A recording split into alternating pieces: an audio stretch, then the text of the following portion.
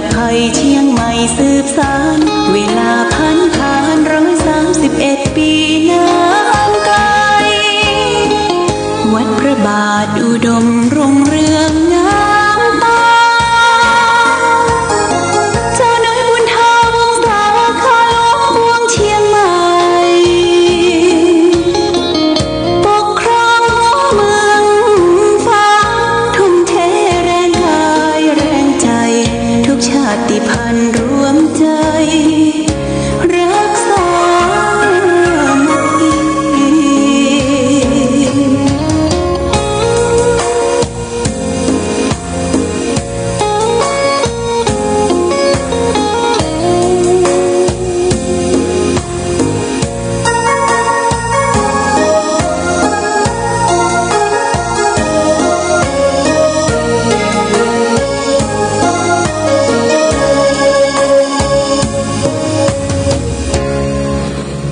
เป็นวัดร้างโบราณ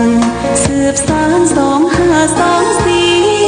พระมหาราชครูเกษราปัญญาปรมาติกาจารย์จากวัดดับภัยเชียงใหม่สืบสานเวลาผ่าน131 ปีนานไกลวัดพระบาทอุดมรุ่งเรืองงามตา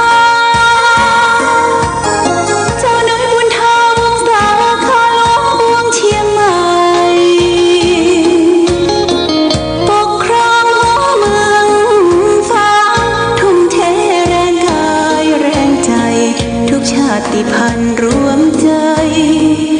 รักษา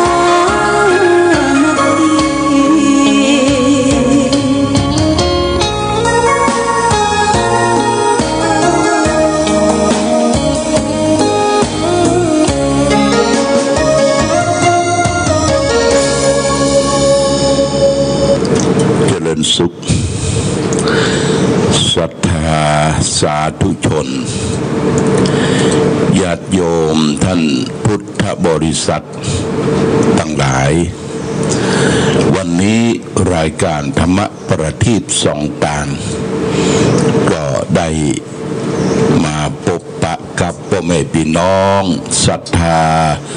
สาธุชนญาติโยมแห่งครั้งหนึ่งวันนี้เป็นวันศุกร์ที่21 เดือนมกราคมพุทธศักราช 2565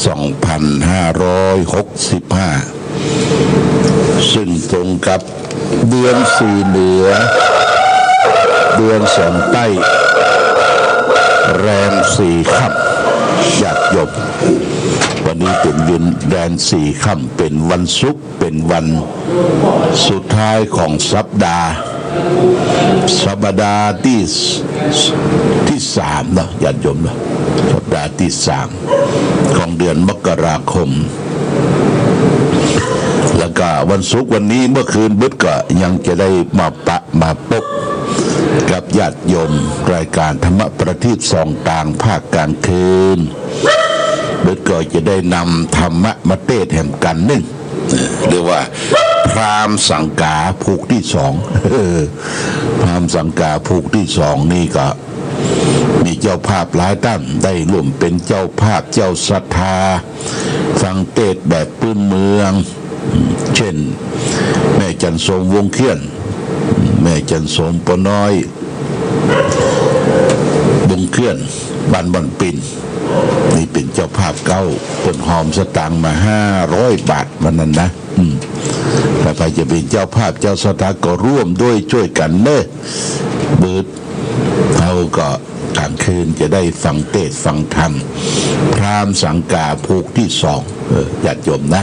เป็นภูกที่2วันนี้ก็แจ้งข่าวบุญข่าวกุศลเพื่อญาติโยมท่านสาธุชนทั้งหลายรับทราบว่าขณะนี้ท่านมหาสมชาติท่านได้เดินทางเดินธุดงค์มาจากปุ้นนะมาจากลำปางรถมาพระธาตุสี2 เมืองแล้วก็เดินมาเรื่อยๆมาถึงฝั่งเขาแล้วเนอะญาติโยมมาถึงที่ปัจจา ปางซักพระเจ้าปางซักเนี่ยมาถึงที่ฮั่นแล้วพักที่ฮั่น1 คืนวันพรุ่งนี้ท่านก็จะได้เดินทางมาวันนี้เดินทางมาพำนักพักที่พระเจ้าวัดพระเจ้าบ้านเสาหินนะญาติโยมนะบ้านเสาหินตำบลเวียงอำเภอฝางจังหวัดเชียงใหม่เฮานี่จะได้ที่พักที่ฮั่น1 คืนวันพรุ่งนี้นะวันพรุ่งนี้วันที่22ซึ่งเป็นวันเสาร์แม่จงดีเชื้อกันทาก็แจ้งวัตถุประสงค์ของท่านอาจารย์มหาสมชาติว่าเพิ่นจะมาร่วมกิจกรรมถวายผ้าป่าเป็นการสมทบค่าไฟฟ้าสถานีวิทยุชุมชนคณะสงฆ์อำเภอฝางเราที่สำนักปฏิบัติธรรมวิปัสสนาน้ำบ่อสาวาเวลา9 โมงถึงเที่ยงเนี่ยญาติโยมนะ9 โมงถึงเที่ยงญาติโยมชมรมผู้ปฏิบัติธรรมใครหันน้ำเรียงเสียงปากใครหันการแสดงธรรมเทศนาวันพรุ่งนี้หลวงพ่อโอเพนคือเปิดสำนักได้มาพบปะกับท่านมหาสมชาติได้ตั้งแต่9 โมงถึง11 โมงในช่วง9 โมงถึง11 โมงนี้หลวงพ่อติดภารกิจไปขึ้นบ้านใหม่พ่อกำนันเหรียญ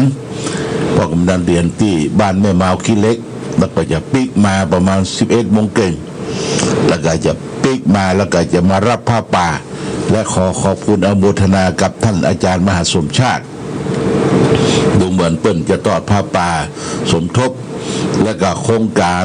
ธรรมยาตราเนี่ยโครงการเดินเนี่ยเปิ้นเดินเนี่ยหยัง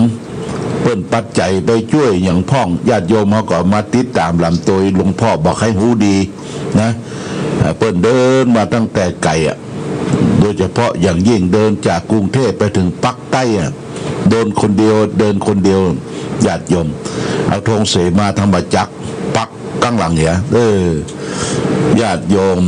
ที่ได้ฟังรายการธรรมะในคลื่นสีขาวได้ทราบข่าวว่าท่านอาจารย์มหาสมชาติที่เปิ้นเตียวทนเดินทนเนี่ยตี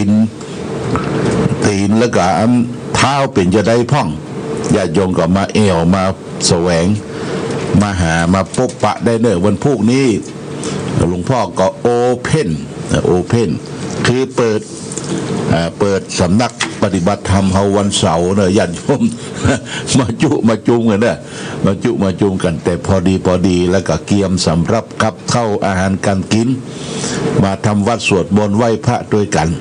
หลวงพ่อก็จะปะตอนเจ้าก่อนสัก9 โมงเกินหลวงพ่อยังอยู่นี่อยู่แล้วก็ช่วง9 โมงเกินแล้วจะได้ไปขึ้นบ้านใหม่พ่อกำนันเหรียญที่บ้านแม่มาวขี้เล็กแล้วก็จะเปิดโอกาสคือญาติโยมได้ถามปัญหาได้สนทนาธรรมกับท่านอาจารย์มหาสมชาติที่สำนักปฏิบัติธรรมวิปัสสนาน้ำบ่อสาวาค่ำนี้เช่นเดียวกันญาติโยมนะค่ำนี้เช่นเดียวกันท่านได้สนใจที่จะฟังธรรมะหรือไปปฏิบัติปัดโปดูแลพระธุดงค์เดินทนที่สุดในประเทศไทยก็ว่าได้หน่อยเดินตั้งแต่ภาคเหนือภาคใต้เป็นไปมาหมดก็ไปสนทนาธรรมได้ที่ป่าจ้าบ้านเสาหินป่าจ้าบ้านเสาหินโอถงกว้างขวางที่จอดรถจอดลาญาติโยมก็ไปที่ห้านก็สัก10 โมงเมื่อคืนนี่เขาก็ปิกกันแล้วเนอะจะไปอยู่กับเปิ้นตลอดทั้งดึกดื่นคืนเพราะว่าการเดินการอย่างนี้เปิ้นก็ต้องพักผ่อนทำภารกิจส่วนตัวไหว้พระสวดมนต์ญาติโยมไปก็ต้องเตรียมแนตเตรียมผ้าปิดจมูกเป็นอย่างที่พระเจ้าเสาหินก็ใกล้บ้านกับ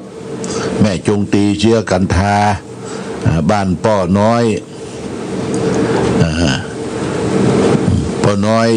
แล้วก็แม่พิกุลเขาเนาะใกล้แล้วก็แม่เม็ดสมร่างเนี่ยไปอยู่ใกล้อยู่หิมก็ไปต้อนรับนะไปต้อนรับวันนี้บ่ายเพิ่นจะเข้าไปที่ป่าจ้าบ้านเสาหินถ้าไผบ่ได้ไปก็เป็นอย่างวันพรุ่งนี้ญาติโยมวันที่22กินข้าวน้ำข้าวงาแล้วก็มาพบกันที่สำนักปฏิบัติธรรมมาเยี่ยมสำนัก เพราะว่าเขาปิดกันไปเกือบจะ2 ปีละมาเยี่ยมพ่องมันเป็นจะได้เหรอมาเยี่ยมสำนักอันนี้ก็แจ้งญาติโยมท่านสาธุชนทั้งหลายได้รับทราบมาณโอกาสนี้โดยเด้อว่าพระธุดงค์ท่านอาจารย์มหาสมชาติอาจารย์หลวงพ่อก็บอกให้จะทราบดีว่าจุดประสงค์ในการเดินธุดงค์โครงการธรรมยาตราเนี่ยมีจุดประสงค์อย่างพ่องเอาก็มาถามด้วยตนเองเนี่ยญาติโยมนะอย่ามาถามหลวงพ่อเพิ่นเดินมาเพิ่นแย่ได้พ่องหลวงพ่อมาได้รับทราบรับฟังแล้วก็มาได้ฟังวิทยุนะไปตะวานี่ก็ลุกจากเชียงใหม่มาแล้วก็ตะวันซืนนี่ก็ไปเอาแก้วเอาแสงที่เขาจะใส่ยอดเจดีย์เนี่ยไปส่งให้ตุปี้แก้ววัดกูม่านอันนี้เป็นเจ้าสลาทำยอดชัดแต่เจ้าภาพนั่นก็มีหลวงพ่อพระครูอดุลธรรมโสภิตหลวงพ่อพระครูปริยัติชัยการหลวงพ่อท่านเจ้าคุณพระราชกิติสุนทรนี่เป็นเจ้าภาพชัดแล้วก็ยอดชัดเนี่ยเขาจะติดแก้วติดแสงนี่โอ้จะนักเลยญาติโยมเนี่ยก็ช่วยกันเป็นเจ้าภาพเจ้าศรัทธาสำหรับพลอยแดงนี่ข้าจะหมดละญาติโยมพลอยแดงนี่นะพลอยสีแดงนี่หมดละแล้วจะมีจำพวกคอดจำพวกสีเหลืองแม่แหมสีน้ำผึ้งเนี่ยนะเดี๋ยวก็จะแจ้งให้ทราบแผ่นกัน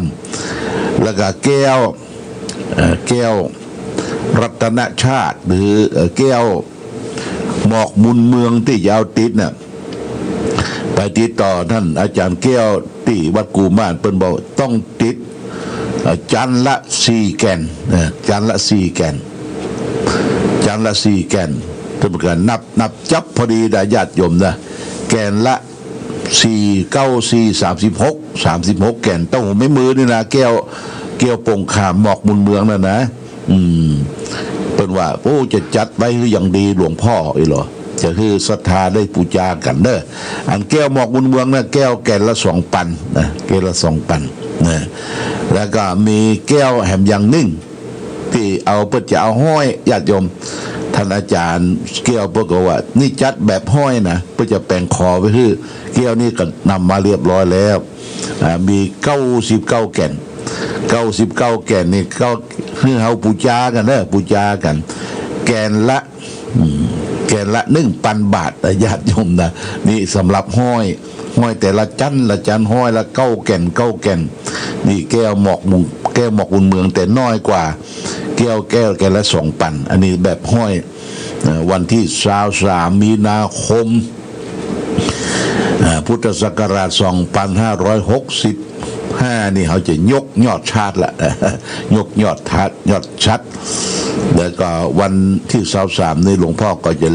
อายุจะเริ่มเข้า70ละญาติโยมมันจะไปครบ70นี่ก็ครบ69-70วันที่22วันที่23 มีนาคมนี้ก็เป็นมังคละมงคลจะได้ทำบุญอายุเฉลิมฉลองกันให้กั้มเนาะยกของที่สูงขึ้นสู่บนฟ้าอายุจะได้ยั่งยืนเนญาติโยมนะเขาก็ร่วมบุญร่วมกุศลด้วยกันก็ใจเย็นญาติโยมใจเย็นเขาก็จะได้ทำบุญทำทานด้วยกันต่อไป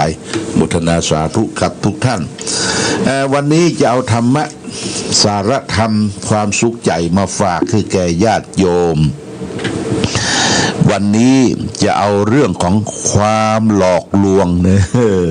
ความหลอกลวงมันเป็นจะได้เขาก็ลองฟังเลยญาติโยมนะในที่เขาเฮียนสก่อนเป็นนิทานอีซปนะเปิ่นว่าก็มีสุนัขตัวหนึ่งสุนัขก็คือเป็นภาษาไทยเป็นภาษาสุภาพถ้าจะอู้กันแบบปืนบ้านปืนเมืองก็มีหมาตัวหนึ่งมันกาบก้อนเนื้อเดินข้ามสะพานชะโงกดูเงาตัวเองในน้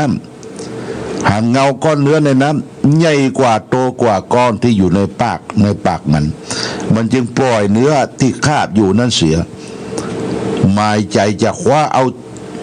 เนื้อชิ้นโตน่ะขึ้นแทนแต่แล้วก็ต้องผิดหวัง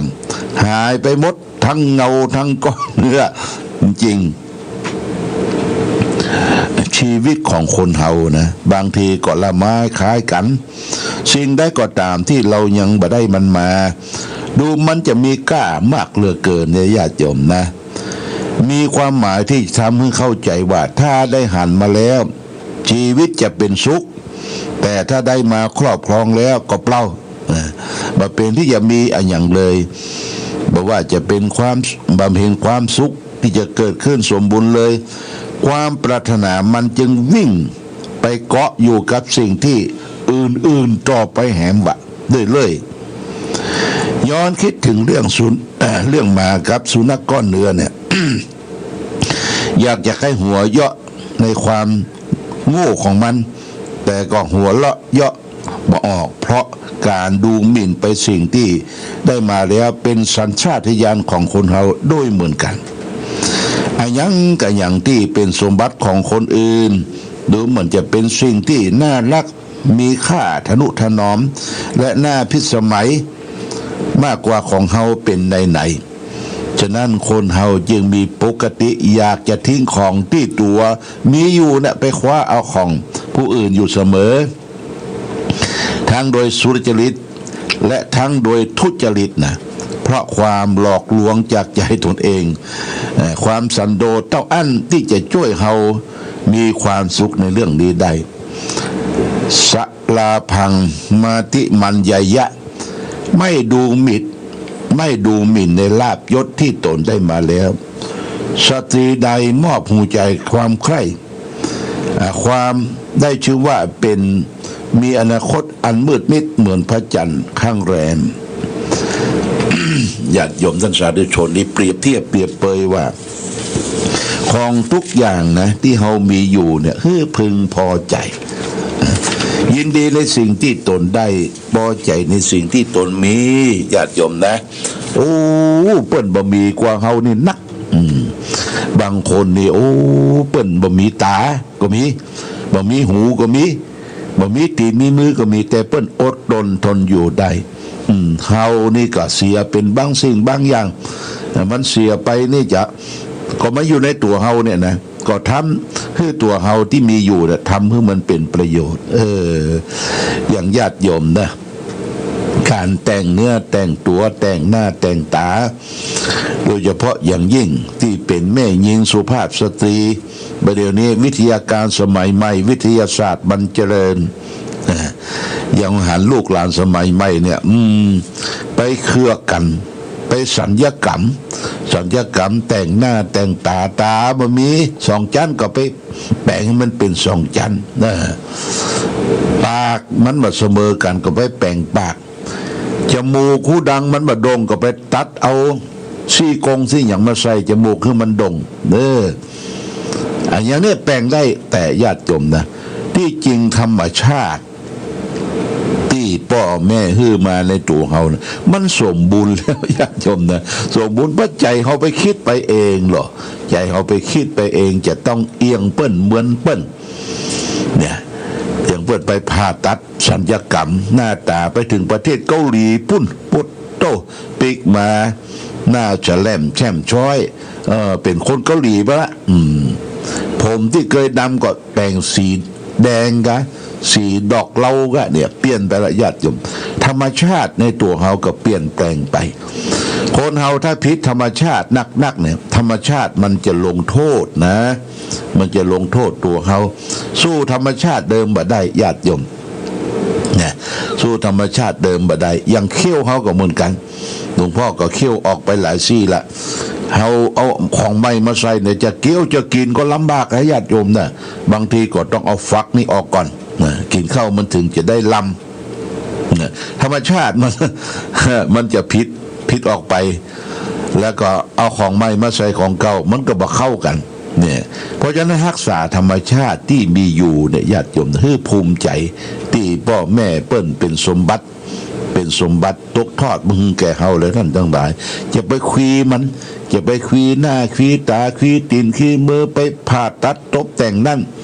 อาศัยลักษณะที่มันมีอยู่เนี่ยเป็นเอกลักษณ์ของคนนะญาติโยมนะเป็นเอกลักษณ์ของคนหน้าตานี่ก็คือมันสะอาดญาติโยม ตื่นขึ้นมาล้างหน้าล้างตาคัดสีชวีวันล้างปากบ้วนปากขอให้มันสะอาดเผ้าผมนี่จะไปย้อมเคลือบมันบางทีมันมีสารเคมีนะสารเคมีติดที่น้ำย้อมน้ำเคลือบมาเนี่ยติดผมที่อย่างผมล้านเลยผมล้านผมหล่น ญาติโยมนะรักษา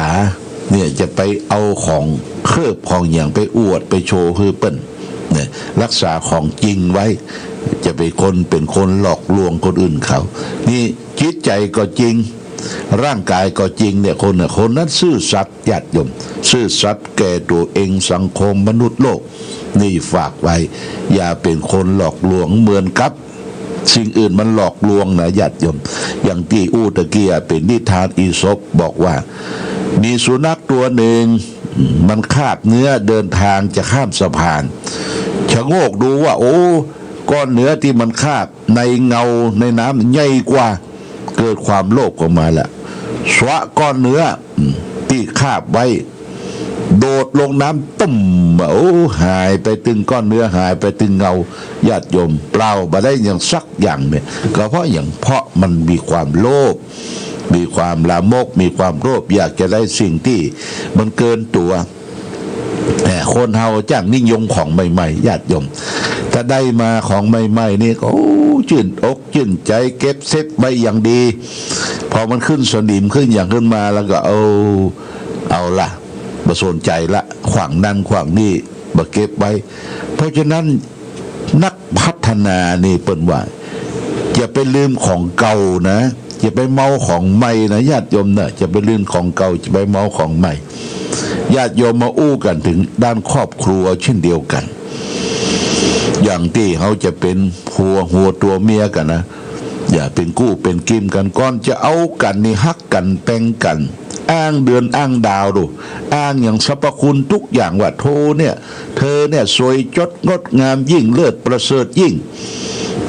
ในโลกนี้มันมีอย่างมาเปรียบเทียบจะได้อยู่ด้วยกันเนี่ยความแก่ความเฒ่าคืบคลานเข้ามาความเหนื่อยหน่ายเกียดจังกันไปนี่เกียดจังกันไปขาดนี่เพื่อนว่าขาดคุณธรรมนะขาดธรรมะนะเบาธรรมะมาใจแต่หันบางกู้บางคนเพิ่นอยู่กันกุ้มเท่าเต้าตายญาติโยมเพิ่นจะได้เพิ่นมีคุณธรรมมีธรรมะอยู่ด้วยกันไม่ใช่ว่าจะมีความใคร่ความหยังอยู่ด้วยกันเพิ่นห้องกันเป็นป้อห้องกันเป็นแม่พ่อมันแม่มันอู้กันม่วนแต่ญาติโยมแล้วก็มีความสุขมีความสุขเปิ้งปะอาศัยซึ่งกันและกันได้ผัวเจ็บไข้ได้ป่วยเมียก็มาเยียวยารักษาหายุกหายามานวดมาฟันให้เมียเจ็บไข้ได้ป่วยผัวก็ยุกก็ยาหายุกหายามานวดมาฟันให้นี่ว่าฮักกันแป้งกันสุดเต้าตายเนี่ยญาติโยมกว่าชีวิตจะจากกันไปอันนั้นบอกว่าละจากกันไปในบ้านป่ายมันเรื่องของการจำจรจำจากเป็นชีวิตของคนเฮาธรรมดาญาติโยมนะอย่าไปจังกันอย่าไปรังเกียจเดียดฉันมึงเนี่ยแก่ละผมยุ่งตากหยากปากแค้มไม่ค่อยสนใจไม่ใช่นะญาติโยมเอาธรรมะมาสู่จิตสู่ใจแล้วก็ไว้วางใจกันจะไประแวงกันนะญาติโยมนะเอาพอโรคที่ฆ่าฟันบั่นแตงกันนะระแวงกันว่าพุทธ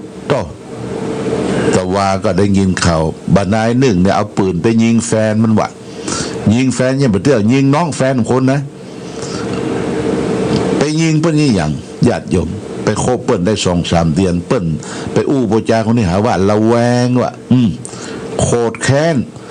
ไปทำลายไม่ยิงเนี่ยนะไปบุบไปตีไปสยืนผมญาติโยมเป็นคนแพ่งแค่แหละเนี่ยปวดใจไปเนี้ยนะแพ่งแตะแพ่งแค่แหละเนี่ยไปทำลายเมืองฝรั่งนี่โยมญาติโยมหลวงพ่อไปอยู่ที่เมืองฝรั่งเมืองอเมริกาเพิ่นมีกฎหมายนะกฎหมายครอบครัวเนี่ย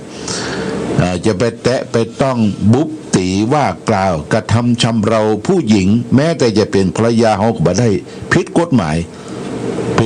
ายฟ้องร้องกันได้เนี่ยไม่ยิงเปิ้นบินเป็นสุภาพสตรีเป็นเพศแม่ ยกย่องเทิดทูนว่าเป็นเพศแม่เป็นประเภทอ่อนแอนะญาติโยมนะเป็นประเภทอ่อนแอเฮาเป็นพ่อจายมีพละกำลังบึกบึนซับลายโคโลบึกบึนแค่และไปทำลายแม่ยิงวะไปบุกไปตีเปิ้นไปอวดตัวว่าเก่งกาจสามารถก็ย่ำไปยกทัพจับศึกเนาะถ้าตัวเองเก่งนะเก่งกาจสามารถอาสาไปกะอาสาเป็นตำรวจอาสาเป็นทหารอาสาเป็นทหารพรานก็ได้ไปรบทัพจับศึกอะถ้าเก่งอะเนาะนี่ไปทำลายสุภาพสตรีทำลายแม่ยิงทำลายครอบครัวเนี่ยมันแค่และญาติโยมแค่และบ่เก่งเท่าที่ควรนี่ฝากไว้เอาละญาติโยมท่านสาธุชนต้องขอบคุณอนุโมทนาเนอ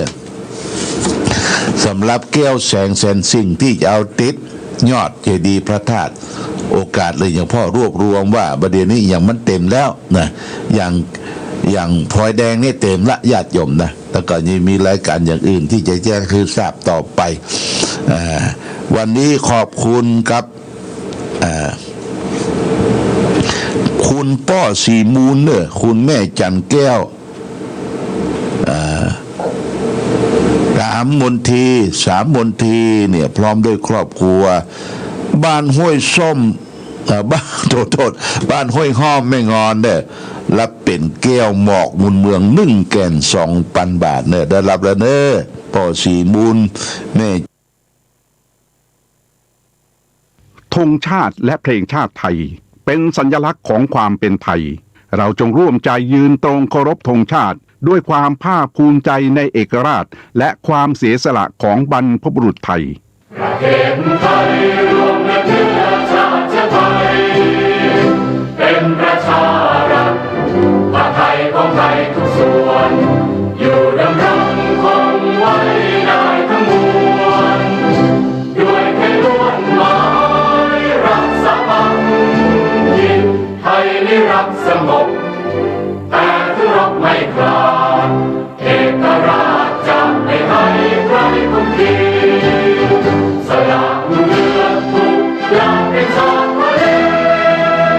ถ้าเดินประเทศชาติไทยก็เวทีชัยชโย